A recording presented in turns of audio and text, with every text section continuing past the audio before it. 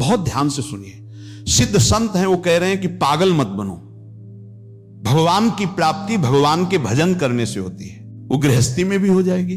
अगर तुमको लगता है कि वन में रहने से भगवान मिल जाते हैं तो हिरण को मिल जाते, खरगोश को मिल जाते, बाघ को मिल जाते, सब ब्रह्म प्राप्त हो जाते। अगर तुमको लगता है कि एकांत में ध्यान लगाने से मिल जाते तो बगुला जल में खड़ा होकर एक टांग के बल ध्यान लगाता है, लेकिन मछली का मछली आई, गट्ट से खाया, फिर शांत खड़ा है, बगुला को नहीं मिला। फिर कहते हैं कि एकांत गुफा में घुसने से भगवान मिल जाते तो चूहा और सांप विलय में रहते हैं रात दिन, उनको भगवान मिल जाते हैं। तो इसलिए हम तुमसे कह रहे हैं कि ये चीपड़ की बातें छोड़ो।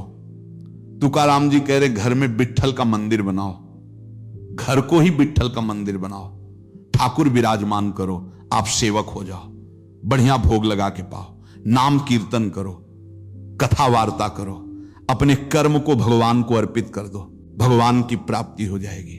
बहुत सहज है गृहस्थ में भगवत प्राप्ति करना। हम तुमसे पूछते हैं, जो लोग सोचते हैं अन्न नहीं खाएंगे तो भगवान की प्राप्ति हो जाएगी, तो कितने ऐसे जीव हैं हमारी प्रकृति में। तुकाराम जी कह रहे हैं ये बड़े महापुरुष हैं, किसी के कहो सांप खाता करे, क्या धान बक भी कपट भरा भीतर भरा, उदर मल से करे, चूहा भी एकांत गधा भी भूत रमावे, तुका जल न कराले कागही नहाए। कहो तो क्या अन्न ना खाने से भगवान मिल जाएंगे? अगर हां तो बहुत से पक्षी ऐसे हैं जो केवल फलाहार रहते हैं, बहुत से ऐसे हैं जो घास चर के रहते हैं ना, वो अन्न खाते हैं ना, कुछ और कुछ है, फलाहार कुछ है, तण चरते हैं कुछ है, पानी पी केवल रहते हैं। भैया केवल पानी से इन सबको भगवत साक्षात्कार हो जाता है। क्या केवल पानी से रह रहे हैं तो भगवत साक्षात्कार हो जाएगा, केवल फलाहार रहे तो उनको भगवत साक्षात्कार हो जाएगा। तुकाराम जी कहते हैं कितने हैं वायु भक्षण करते, केवल वायु पीकर के जीते हैं, भीतर कपट भरा है, बाहर ये सब छोड़ रहे हो, कुछ लाभ नहीं मिलना है। चूहा बिल में एकांत में रहता है, भगवत प्राप्ति हो गई। गधा खूब धूल में ऐसे लूटता है, धूल लगाने से तो क्या उसे भगवत प्राप्ति हो गई? महापुरुष हैं। जल में घड़ियाल रहता है, भगवत प्राप्ति हो गई। कौवा भी जाके गंगा स्नान करता है, जल स्नान, भगवत प्राप्ति हो गई। भैया जब तक भजन नहीं तब तक भगवत प्राप्ति नहीं। बाहरी क्रियाओं से तुकाराम जी कह रहे हैं तुम्हारे हृदय में बुराई भरी हुई है और बाहर से साधु का भस्म बनाए हो तो तुम्हें भगवत प्राप्ति हो जाएगी। अरे चाहे वायु भक्षण करो, चाहे तुम ध्यान का नाटक करो, चाहे एकांतवास करो, चाहे भस्म लेपन करो, चाहे जल में खड़े हो जाओ, चाहे जितना अनुष्ठान करो, जब तक भजन नहीं करोगे भगवान का तुम्हारी बुद्धि निर्मल होने वाली नहीं। बाहरी क्रियाओं से कोई लाभ नहीं। तुकाराम जी कह रहे हैं भक्ति मुक्ति दिलाने वाली है। समस्त भव बंधनों से रात दिन अपने प्रभु का नाम जप कर रहे, चिंतन कर रहे हैं। एक गृहस्थ आए थे, बहुत अच्छी स्थिति है, नेत्रों में नेत्र मिला के जब बात किया तो बड़ा संतोष जब जाने लगे तो कहा 1 मिनट रुको। वो ऐसे मुख पे बाई नहीं करनी चाहिए, पर आप सावधान रहना, बहुत अच्छी स्थिति संभाल के निकल जाओ। बस नेत्रों से ऐसे किया, चुपचाप गंभीर मुद्रा, प्रश्न बहुत जोर का और स्मरण में बिल्कुल तन्मयता, एक एक चेष्टा उनकी बता रही थी। बहुत बढ़िया बाजी मार ले जाओगे, कोई तुम्हें प्रणाम नहीं करेगा, कोई दान पुण्य नहीं, कोई नमस्कार नहीं। बहुत जल्दी निकल, विरक्त भाव में रात दिन भगवान के भजन में व्यतीत करो, तब तभी बात बनेगी। केवल इन सब बाहरी बातों का देखो, इसीलिए खंडन किया तुकाराम जी ने। जो विरक्त अपनी देह को घृणित समझकर त्याग देता है, देह के राग को, बल मूत्र का भान, क्या इसमें वो महासुख को प्राप्त होता है? इससे ज्यादा प्यार करने की जरूरत नहीं है। जो इस देह से ज्यादा प्यार करते हैं वो सीधे नरक का रास्ता तय कर लेते हैं। बहुत संभल के चलने की जरूरत है। इस देह के राग को मिटाने के लिए ही तो भगवत मार्ग में चले। चाहे गृहस्थ हो चाहे विरक्त, तुम अपना स्वभाव बनाओ। आत्म कल्याण के लिए शरीर को ज्यादा सुख दोगे, ज्यादा सुख भोगोगे तो नरक का रास्ता पुष्ट कर देगा। और शरीर का त्याग भी नहीं करना है कि मतलब, क्योंकि शरीर के बिना भजन नहीं होगा, शरीर के बिना साधना नहीं होगी। तो उचित खिलाओ पिलाओ, उचित विश्राम और खूब भजन और सतार्ग की चेष्टाओं की। इसको इतना भजन कराओ कि इसका भाव ही नष्ट हो जाए कि मैं शरीर हूं। तुकाराम जी कहते हैं इसमें संदेह नहीं, वैराग्य की बातें करने से वैरागी नहीं हो जाता। जब सुंदर सुंदर भोग, सुंदर सुंदर रूपवान भोग शरीर के सामने उपस्थित और भोगने की इच्छा ना हो, उसका नाम वैराग्य है। बातें करने वाले वैराग्य की तो करते रहते हो, जब सामने प्रश्न आता है तो उत्तर नहीं दे पाते, अर्थात भोग आता है तो उन्हीं में लिप्त हो जाते हैं, उन्हें वैरागी नहीं कहते। इसीलिए हम कह रहे हैं कि अपने मुख से नाम, निरंतर नाम जप करो। यदि मुख नहीं नाम जप रहा तो ये जिह्वा टुकड़ा है मांस का, और मुख जो है मांस का एक कुंड मात्र है। नाम जप करो, सदगुरु प्रदत्त नाम जप करो। तू का कह रहा है सदगुरु की महिमा। सदगुरु कोई मनुष्य नहीं है।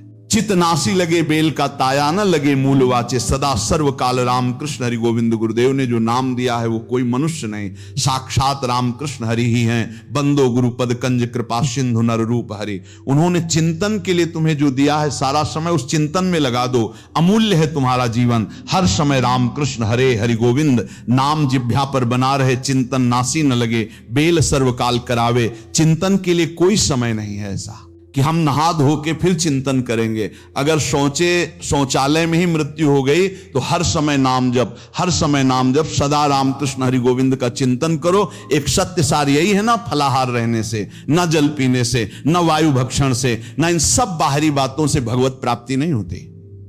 भगवत प्राप्ति होती है सदैव भगवत चिंतन करने से, नाम चिंतन करने से। भगवान नाम कीर्तन भगवान की प्रसन्नता के लिए, भगवत कथा भगवत प्रसन्नता के लिए। तुकाराम जी कहते हैं गीता है, श्रीमद् भागवत हैं, ये भगवान की प्राप्ति के लिए चर्चा हो रही है। जो भगवत प्रसाद रूप मिल जाता है उससे जीवन यापन का जब तक जीवन है, हमें हर समय भगवत नाम जप, भगवत कथा, भगवत भक्तों का संग, यही करना। प्रभु के नाम की महिमा प्रभु ही समझ सकते हैं, दूसरा कोई नहीं समझ सकता। या प्रभु समझा दे पुरुषोत्तम तो समझ पावे।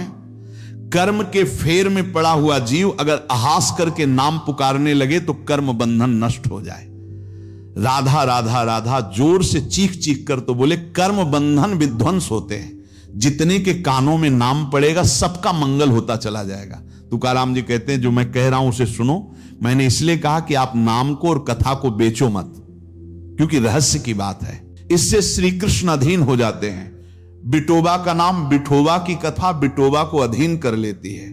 महापुरुषों के वचन समझने हैं। जैसे सत स्त्री के अधीन उसका पति हो जाता है, उसके आचरण, उसका व्यवहार अपने पति को अधीन कर ले, ऐसे सदभक्त भगवान को अधीन कर लेते हैं। यहां तुकाराम जी भगवान की अधीनता के लिए कह रहे हैं, तुम अपने परमार्थ को खो मत। तुकाराम कह रहे हैं धन के अधीन हो जाना, काम के अधीन हो जाना, नरक की यात्रा करना है। इसलिए बिठोबा के अधीन हो जाओ। रात दिन नाम कीर्तन करो, तुम्हारी वांछा पूर्ण हो जाएगी, तुम्हारी मनोकामनाएं पूर्ण हो जाएगी। मदारी का बंदर वैसे नाचता है जैसे मदारी नचाता है, ऐसे उमादार जो किनाई सब नचावत राम गोसाई। उनसे प्रार्थना करो, तुम्हारा नाचना बंद हो जाएगा माया का। दूसरा कोई नहीं रोक पाएगा, क्योंकि इस नाचने का रिमोट उन्हीं के हाथ में। मां प्रपति मायाता तरते। कभी भी उपासक भेद मत में पढ़कर तर्क वितर्क न करें। हरिहर सब एक है, हरिहर सब एक हैं। जैसे पीछे कहा था ठाकुर, ठाकुर सब एक हैं। संत संत सब एक, और जो संतन का सेवन करे सो जागे शुद्ध विवेक। ऐसे यहां कह रहे हैं तुकाराम जी कि हरिहर में भेद नहीं है। जो भेद फैलावे, लड़ाई झगड़ा करे, ऐसे से दूर रहना। मिठास में चीनी है, चीनी के खिलौने बने हैं। एक सवार बना हुआ है, एक घोड़ा बना हुआ है। दोनों में चीनी क्या कम है? क्या बराबर चीनी है। चाहे घोड़े से शुरू करो तो मिठास सवार से शुरू करो। दीपावली में आते हैं ना बने, ऐसे ही चराचर जगत में सेवक स्वामी बनो, वही सच्चिदानंद हैं। हरिहराम भेद ननका करवा दे के काचे हृदय का शाखेरे चेठाई। जहां हरिहर में कोई भेद करके निंदा करने लगे, वहां से कान में उंगली डाल के चल देना चाहिए। एक ही ये परम तत्व है। ये झूठ मूठ अज्ञानी जन बहस करते रहते हैं, इनके हृदयों में बिल्कुल भगवत आनंद की मिठास नहीं है। इनकी बातें नहीं सुननी चाहिए। भेद करने वालों की दृष्टि में जो माया का पर्दा लगा हुआ है, भक्तों की दृष्टि में पर्दा नहीं होता। वो बेपर्द देखते हैं कि सर्वत्र एक ही भगवान विराजमान है। जो सर्वत्र एक ही भगवान विराजमान है ऐसा मान लेते हैं, उनके आगे पीछे दाएं बाएं भगवान की रक्षा शुरू हो जाती है। ध्यान रखना, जो सर्वत्र अपने भगवान को देखते कि सब रूपों में मेरा ही भगवान है। तो कह रहे देव भा मांगे पुंडे उगवी कोंडे संकट, कोई संकट उसे छू नहीं सकता। चारों तरफ से भगवान की सुरक्षा रहती है। उस भक्त के जीवन में विश्वास करो इस बात पर, चारों तरफ से भगवान सुरक्षित रखते हैं। और जो सदैव संतों का स्तवन करके भगवान का भजन करता रहता है, उसमें कोई ऋण नहीं रह जाता।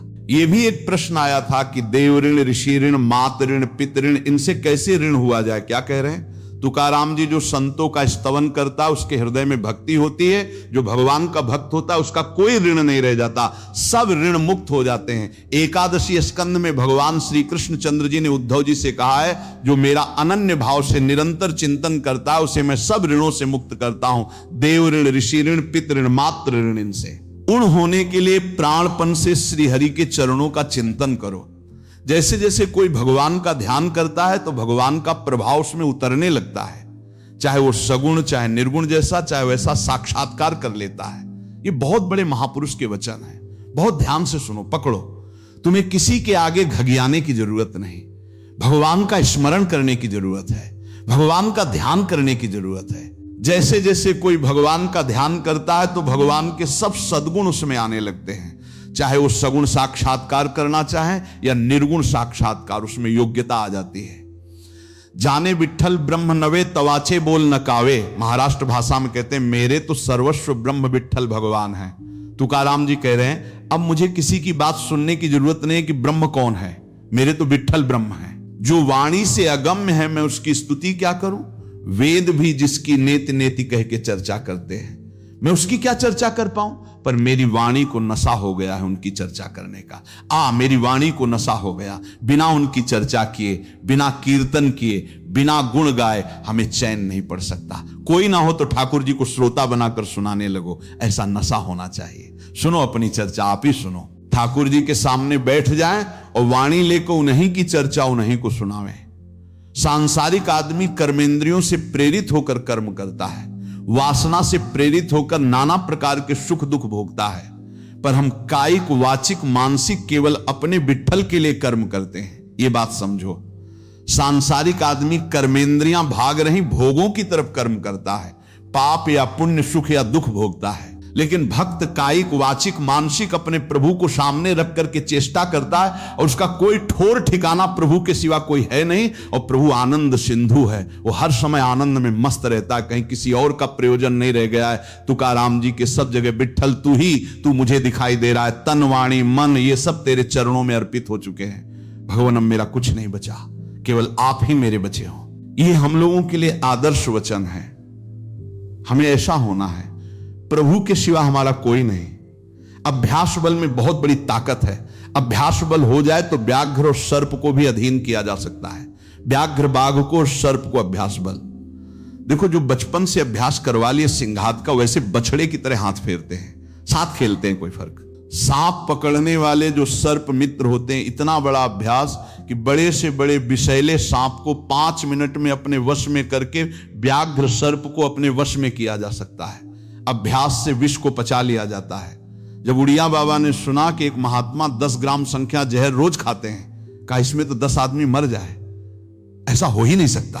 तो उन्होंने कहा महात्मा है तो उनका पता बताइए, मैं जाऊंगा। उड़िया बाबा वहां गए, महात्मा से कहा आप 10 ग्राम संख्या जहर रोज खाते हैं? उन्होंने कहा हाँ। बोले मैं देखना चाहता हूं, क्योंकि विश्वास नहीं होता 10 ग्राम में तो 10 लोग मर जाएंगे। शाम के 4 बजे उन्होंने डाला सिलबट्टा में 10 ग्राम तौल करके जहर संख्या, जहर जैसे धतूरा होता है ऐसे संख्या, उसे पीसा और पीस के पूरा धोकर खपर में डाला और बस पी गए। महात्मा आए तो आश्चर्य की बात है।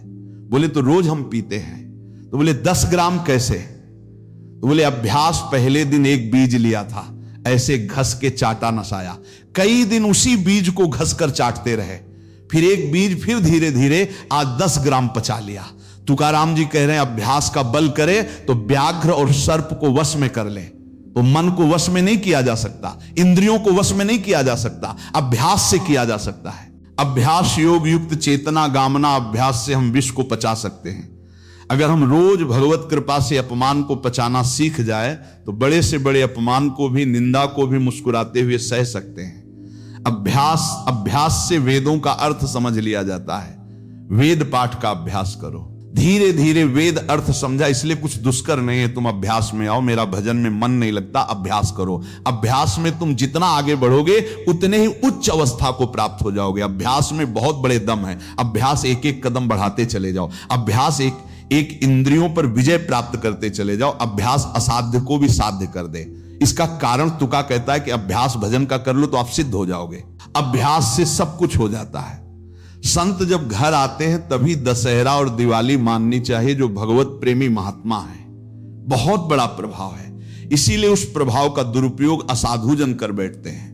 मूर्तिमान परम पवित्रता और तीर्थ चलकर आज आ जा रहा है, ऐसा अनुभव होता है जब संत आते हैं। आज ही दिवाली दशहरा, श्री साधु संत आले घरा तुकाराम जी के आज ही हमारी दिवाली और दशहरा हो गया, क्योंकि भगवत प्रेमी महात्मा हमारे घर पधारे या भगवत प्रेमी महात्मा का सानिध्य मिला। साधु संत एति घरा तोची दिवाली दशहरा हमारे लिए उत्सव है। जब भगवत नाम जापक भगवत प्रेमी महात्मा आए, उनका चरणोदक लिया, उनकी वंदना की और बैठ करके उनसे हम भगवत चर्चा की। ऐसे जो भक्त जन है उनके संग का परिणाम क्या होता है कि भगवत साक्षात्कार के लिए छटपटाहट पैदा हो जाती है।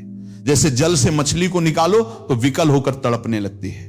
जीवना वेगली मो मासूली तुका तैसा तलमली, जैसे जीवन के लिए मछली जल के लिए तड़पने लगती है, बाहर हटा दो। ऐसे सत्संगी का जीवन तड़पने लगता है भगवान की प्राप्ति के लिए, तभी माना जाएगा सत्संग हुआ है। सत्संग का यह फल है। बड़े भाग पा सत्संगा बिन प्रयास हो भंगा। संत आदि देवा मग, अगर एक तरफ बड़े बड़े देवता खड़े हो, एक तरफ संत खड़े हो, तो पहले आराधना किसकी करनी चाहिए? तो बोले देव शरावे परते संत पूजावे आरते। पहले संत सेवा, बाद में देव पूजा। जैसे लब्ध जन्म मर प्रार्थ मनुष्यम, ये मनुष्य जन्म जो प्राप्त हुआ है इसकी सार्थकता भगवत प्राप्ति है। और देव आराधन से नहीं होगी, संत आराधन से होगी, जो भगवत प्रेमी महात्मा है। नर देह का ऐसा ऊंचा स्थान है कि इससे ब्रह्म साज प्राप्त कर सकते हो, जो अत्यंत कठिन है। नर देह की स्तुति बड़े बड़े देवता करते हैं, इसलिए तुम्हें वही नर देह प्राप्त हो गया है। तुकाराम जी कह रहे हैं तुम सच्चिदानंद पदवी को प्राप्त करने के लिए सच्चिदानंद में डूबे हुए किसी संत महात्मा के मिलन की आकांक्षा करो। भगवान से प्रार्थना करो कि मुझे अपने प्रेमी संत का सानिध्य दे दो। उनकी कृपा दृष्टि से आपका मार्ग खुल जाएगा सायुज्य मोक्ष का। इस लोक को देखो, लोगों की क्या दुर्दशा है। देह मिलने पर भी क्या धन्य हो रहे हैं क्या? नहीं। तो जो विट्ठल के दास हुए वही धन्य हुए। जो विट्ठल विट्ठल ऐसे कहते आयु व्यतीत कर रहे हैं, वही सच्चिदानंद पदवी को प्राप्त होते हैं। तुका कहता है मानो जीवन में तू भजन कर ले, बिना भजन के कुछ सार्थक नहीं। जीवन देखो ना, भगवान कितना प्यार करते हैं। रीछ वानर कौन सी पवित्रता धारण करते हैं, लेकिन भगवान वृक्ष के नीचे बैठे और ऊपर डालते हैं प्रभुतर कप डार परते आप समान ग्वाल बाल अपने मुख की छाछ भगवान के मुख में डाल रहे। सखा मंडली देखो ना, प्रेम हमारे विट्ठल का। तुकाराम जी कह रहे गोलियांची ताक पीरे को पोरे चांगली ग्वालों के मुख की छाछ पी रहे, तभी तो ब्रह्मा जी को मोह हो गया। ये भगवत प्राप्ति कोई कठिन नहीं, बस चौपड़ का खेल समझ लो। चूक गए तो गोटी मारी जाएगी। गोटी मारना बहुबंधन में फंस जाना, गोटी निकाल ले गए जीवन मुक्त हो गए। चौपड़ का खेल, सारी जी मरी झूठी बातें, सारी बदमुक्त वाली बातकारी। कोई जीवन मुक्त होना कठिन नहीं है। लूडो का खेल चूक गए, तुम्हारी गोटी मार दी गई और सावधानी से अपने अंक को गिनकर गोटी को बचाते हुए निकल गए। जीत गए, जीवन मुक्त हो गए। नहीं, गोटी मार दी जाएगी। खेल है एक, सारी सारी वही गोटी सारी मारी गई, सब झूठा हो गया, खेल बेकार हो गया, हार गए। और सारी मारी नहीं गई, निकल गए, तुम तो मुक्त हो गए। खेल रखा है भगवान ने। तुकाराम जी से पूछा गया क्या गृहस्थ आश्रम में जैसे विरक्त को भगवान मिल जाते हैं ऐसे मिल जाएंगे? तो उन्होंने कहा पागल बनने की जरूरत नहीं है। ये बात दिमाग में बैठाने की जरूरत नहीं कि बन बन भागने से ही भगवान मिलते हैं। अपने लोगों के भाग्य में ये मार्ग लिखा था, पर हम आज भी अनुभव करके यही कहते हैं। जो आज दुर्दशा देख रहे हैं, उस दुर्दशा से हम कह रहे हैं कि घर में रहकर धर्म पूर्वक आचरण करते हुए भजन करने से बहुत लाभ मिलेगा। विरक्त मार्ग बहुत ही मतलब आग पर चलने का मार्ग है, खिलवाड़ नहीं है। आप ये समझ लो, खिलवाड़ नहीं। सफीपुर एक गंगा किनारे स्थान है, तो वृद्ध महात्मा सन्यासी रहते थे। तो उनके घर के कुछ लोग गुड़ और ये सामग्री ले गए। उनका कहा गंगा जी में डाल दो या किसी और को दे देना। नहीं, मुझे आपका एक भी अन्न का टुकड़ा नहीं, मैं विरक्त हूं, आपका सेवन नहीं कर सकता, और आप यहां से कुछ एक भी टुकड़ा लेने की सोचना मत। आप ऐसे खरे स्वभाव वाले संतों को देखा कि अपने विरक्त मार्ग के पंथ के जो नियम हैं वो बड़े कट्टर भाव से निर्वाह करने। आज समझ में नहीं आता, हमसे चूक हो जाती है। तो जो हमें विरक्त मार्ग से चलकर लाभ मिलना था वो नहीं मिल पाता। श्री तुकाराम जी कह रहे हैं वन में यदि भगवान होते तो हिरण को भगवान मिल जाते। तुकाराम जी की वाणी है, खरगोश को मिल जाते, बाघ को मिल जाते हैं, ये सब भगवत प्राप्त हो जाते हैं। देखो, जब आनंद मिलेगा तब मन पंगु हो जाएगा। जैसे भंवरे में बहुत बड़ी ताकत है कि चाहे जितना मजबूत काठ हो वो बड़े मौज से खेलते खेलते उसमें छेद कर देगा। जब कमल की पराग वृत्ति में वो पहुंचता है तो थोड़ा सा भी पराग को धक्का न लगे, शांत होकर बैठ जाता है। चाहे जीवन खोना पड़े, वो कमल की पंखुड़ी को नहीं काटता। ऐसे उदाहरण दे रहे हैं। ऐसे ही तुम्हारा मन तब तक उद्दंडता करता रहेगा जब तक भगवत सुख नहीं मिलेगा। और जिस दिन इसे आनंद मिला, भगवत आनंद, ये बैठ जाएगा, इसका अस्तित्व खत्म हो जाएगा। ये बैठ जाए, निज सुख बिन मन हो कि थला बिना आत्मंद का अनुभव मिले। मन स्थिर नहीं होगा, शांत नहीं होगा, विश्राम नहीं पाएगा। भरे का दृष्टांत देकर के मन को समझा रहे हैं कि मन भरा है, भटक रहा है, विविध भोगों में बड़ा मजबूत है, बलशाली है, लेकिन ये तभी निर्बल बनेगा जैसे भरा कमल में आ जाता है तो अपना बल खो देता है। ऐसे ही श्री हरिचरण अरविंद, हरिनाम, भगवत आश्रय, भगवत भक्ति, इसी में मन आनंद को प्राप्त होगा। आपको कहीं भागने की जरूरत नहीं। आपने सुना कि जंगल में भागने से क्या होगा, जल पीने से क्या होगा, फला रहने से क्या। शांति से अपने घर को ठाकुर जी का मंदिर मान लो, खूब नाम कीर्तन करो, भगवत चर्चा करो, भगवान का सुमिरन करते हुए जीवन व्यतीत करो। इधर भी सुखी, परलोक में भी सुखी। किसी से आशीर्वाद मांगने की जरूरत नहीं, दौड़ने भागने की जरूरत नहीं, हाहाकार मचाने की। ये बहुत आनंद का जीवन है। मानो देह बस सुलझ जाओ, शांत हो जाओ, जहां तुम हो वही सब ठीक है। जो मिल जाए, रूखा सूखा फल है, अन्न है, जल है, जो मिल जाए, प्राण पोषण करो, भगवान का चिंतन करो, सद आचरण करो, बड़ा आनंदमय जीवन होगा। लेकिन आनंद से जीने के लिए असद आचरण करते हो, पापाचरण करते हो। आनंद की खोज में कहां पापाचरण में आनंद है, इसलिए सद आचरण में आ जाओ, भगवत आश्रित हो जाओ, खूब नाम जप करो। भगवान मंगल भवन है, इस गेम से निकाल देंगे। बहुत बड़ा एक गेम है, बहुत बड़ा गेम है। जीतते जीतते हार जाओ, हारते हारते जीत जाओ। तो हम तो जीत गए। नागरीदास जन्म जितायो बलिहारी, बलिहारी हमारी सबही बात सुधारी। कृपा करी श्री कुंज बिहारी, नरसी कुंज बिहारी हमारी सबही बात सुधारी। लाखों लोग वृंदावन में आकर बस गए हैं, लेकिन क्या आपने कभी सोचा है कि ऐसा क्यों है? संसार में आज माया का बहुत प्रभाव दिखाई दे रहा है। चारों ओर अशांति और भागदौड़ मची हुई है, लेकिन ये वृंदावन की पवित्र भूमि है, इसलिए यहां रहने वाले व्यक्ति को इसके प्रभाव से शांति और आनंद मिलता है। संसार में 3 गुण बताए गए हैं, सतोगुण, रजोगुण और तमोगुण। आज सतोगुण बहुत कम दिखाई देता है, जबकि रजोगुण और तमोगुण का प्रभाव बढ़ता जा रहा है। जहां भी भगवान की चर्चा होती है, भगवान का नाम लिया जाता है या कीर्तन होता है, वहां माया मनुष्य को भटकाने की पूरी कोशिश करती है। इसलिए भगवान का नाम लगातार जपते रहो। कोशिश करो कि इसी जीवन में भगवान की प्राप्ति हो जाए और फिर इस कलयुग में दोबारा जन्म लेने की जरूरत न पड़े। ऐसी सच्ची भक्ति करो कि आगे चलकर तुम्हें स्वयं इसका फल दिखाई दे। इस समय बहुत ही अद्भुत है। अभी कलयुग की शुरुआत ही समझो। अभी तो ये जैसे छोटा बच्चा है और धीरे धीरे आगे बढ़ रहा है। जब कलयुग पूरी तरह अपने प्रभाव में आएगा तब इसकी शक्ति और भी बढ़ती जाएगी। इसलिए कलयुग के बुरे प्रभाव से बचने और माया से दूर रहने के लिए भगवान का नाम सबसे बड़ा सहारा है। जीवन के दुखों को दूर करने के लिए भगवान का नाम जपना, नाम का कीर्तन करना और भगवान की चर्चा करना बहुत जरूरी है। इसके अलावा कोई दूसरा सरल उपाय नहीं है।